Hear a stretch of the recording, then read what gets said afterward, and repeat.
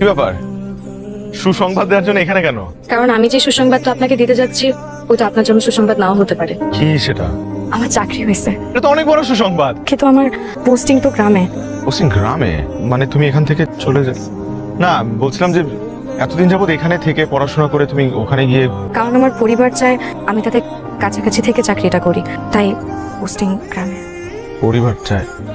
কিন্তু আমি চাই আপনার চাকরিটা খুব তাড়াতাড়ি হয়ে যাক, কারণ আপনার চাকরি যত তাড়াতাড়ি হবে বিয়েটাও তত তাড়াতাড়ি হবে। মন খারাপ?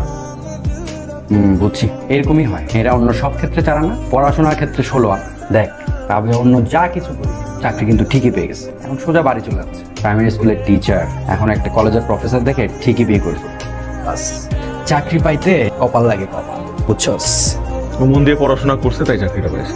তুই ঠিকঠাক মতো পড়াশোনা কর, তোরও হয়ে যাবে। এখন ভালো চাকরি পাইছে দেখে কি তোর হিংসা হইতেছে? না না না না না, আমার হিংসা লাগতেছে না, আমার আফসোস হইতেছে তোর জন্য।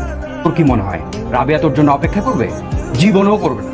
না করলে নাই, তোরে বোঝানো আমার পক্ষে সম্ভব না। চাই আপনার চাকরিটা খুব তাড়াতাড়ি হয়ে যাক, কারণ আপনার চাকরি যত তাড়াতাড়ি হবে বিয়েটাও তত তাড়াতাড়ি হবে। আরে এনে মিষ্টি। কিসের মিষ্টি? আমার চাকরি হয়ে গেছে। তোর চাকরি হয়ে গেছে? বাহ, কিছু খুশি হস নাই? খুশি তো হয়েছি, কিন্তু এটা তো ফাইনাল পরীক্ষা। তোর আসল পরীক্ষা কিন্তু এখনো বাকি আছে। রাবিয়াকে গিয়ে তোর ভালোবাসার কথাটা বলতে হবে, তারপর ওকে জয় করে নিয়ে আসতে হবে। কি পারবি না? অবশ্যই পারবো।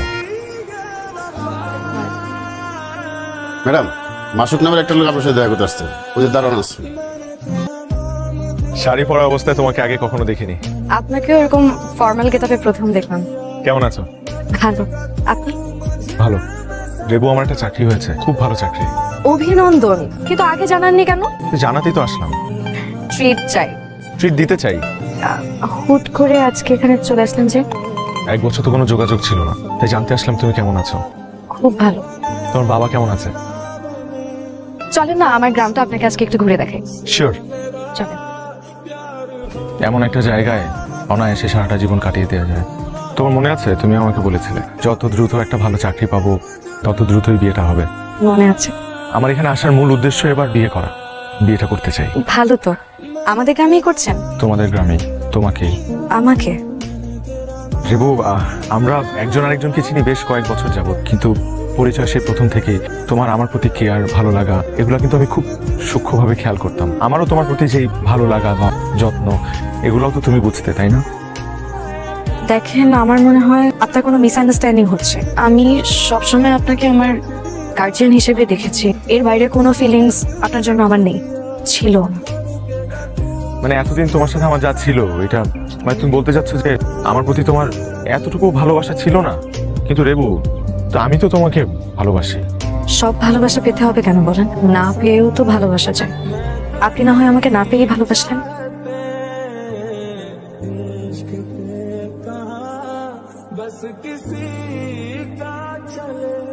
না, অনেক দুঃখিত, অনেক লেট হয়ে গেল না, আসলে একটা কাজে আটকে গেছিলাম তো। আসো, চলো যাই, আমরা গেলাম। হ্যাঁ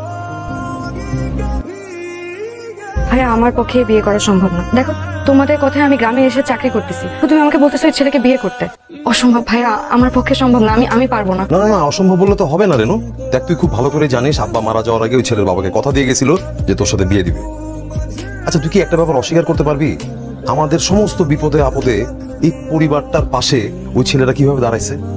স্পেশালি আব্বা মারা যাওয়ার পর আমার বিজনেস এস্টাবলিশমেন্টের পিছনে ওদের অবদান কিন্তু সবচেয়ে বেশি। ইভেন তোর চাকরিটাও কিন্তু ওই ছেলেই পাওয়া দিছে। হ্যাঁ, ছেলেটা ভালো, ছেলের পরিবার ভালো, বিয়েটা তোকে এখানেই করতে হবে, আমি কথা দিয়ে ফেলছি। তাও আমি ওই ছেলেকে বিয়ে করতে পারবো না, একটু বোঝার চেষ্টা করো। আরে কি মুশকিল? আচ্ছা, বিয়েটা করতে পারবি না কেন? কি হয়েছে তোর? আমাকে খুলে বল, আমাকে বল। তুই চুপ করে আছিস কেন? বল। কারণ ভাই, আমি একজনকে পছন্দ করি। দেখ রেনু, পছন্দ অনেকেরই হইতে পারে, ভালো অনেকেরই লাগতে পারে, কিন্তু বিয়ে অনেকে করা যাবে না। আর তোর ভালো মন্দ সবকিছু দেখার দায়িত্ব আমার। আজ পর্যন্ত তোর কোনো চাওয়া আমি অপূর্ণ রাখি নাই। সব সময় আমি তোর চাওয়াকে প্রাধান্য দিছি, তোর পছন্দকে প্রাধান্য দিছি। এইবার আমি চাই আমার চাওয়াকে তুই প্রাধান্য দিবি। তুই যাকে পছন্দ করিস তার সাথে যোগাযোগটা বন্ধ করে দে, সব ঠিক হয়ে যাবে। তারপরেও যদি তুমি ওই ছেলের সাথে যোগাযোগটা কন্টিনিউ করো, তাহলে মনে রেখো আমরা তোমার সাথে আর নাই। কথাটা তুই মনে রেখো, বিয়ে তোমার এখানেই করতে হবে।